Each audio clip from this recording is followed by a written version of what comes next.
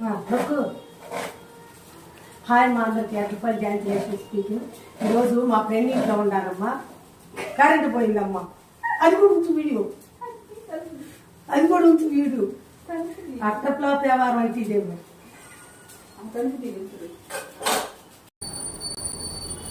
Hi మా అందరికి అట్లపల్లి joint చేసి స్పీకింగ్. ఈరోజు మా ఫ్రెండ్ ఇంటికి వచ్చానమ్మా. మా ఫ్రెండ్ రవ్వ దోశ వస్తుంది, నేను కూడా ట్రై చేస్తున్నాను.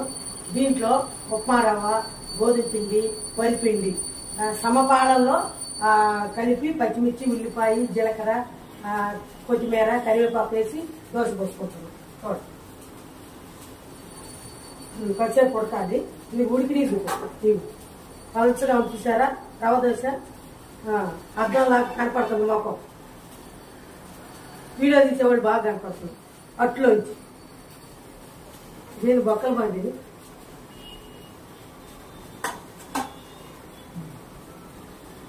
ఎంత కాదు. ఎందుకు సేమియా ఉప్మా కూడా చేసావా? నేను సేమియా ఉప్మా కూడా చేసింది మా ఫ్రెండ్. చూడండి, సేమియా ఉప్మా కూడా చేసింది మా ఫ్రెండ్. రవ్వ దోశ, సేమియా ఉప్మా. నువ్వు ఎన్ని ఎప్పుడు చేసావమ్మా? ఎందుకమ్మా నీకు తొందరగా వెళ్ళమని అనుకోమ్మా మనసులో. మా ఫ్రెండ్ ఏమనుకుంటుందో తెలుసా? అమ్మ ఇది చేయాల్సి వస్తుంది నన్ను అనుకోవట్లేదమ్మా. ఇంకా ఉండి తిని నలుగురు చెప్పుకోమంటుంది. అంతేనా? ఏంటి అట్లా కట్టా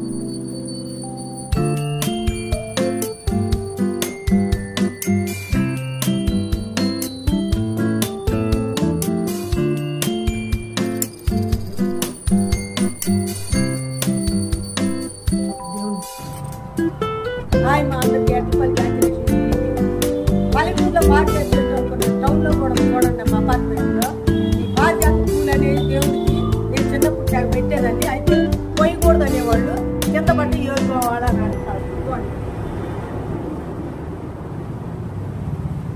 తప్పకుండా కింద పడ్డ పూలు తీసుకెళ్ళి దేవుడికి పెడతా ఉండేవాళ్ళం. నేను అప్పుడు మా ఊర్లో కేస్తాం గుడికి పోయేదాన్ని అనమాట. ఎన్ని పూలు ఏరేదాన్ని చూడండి. Bye.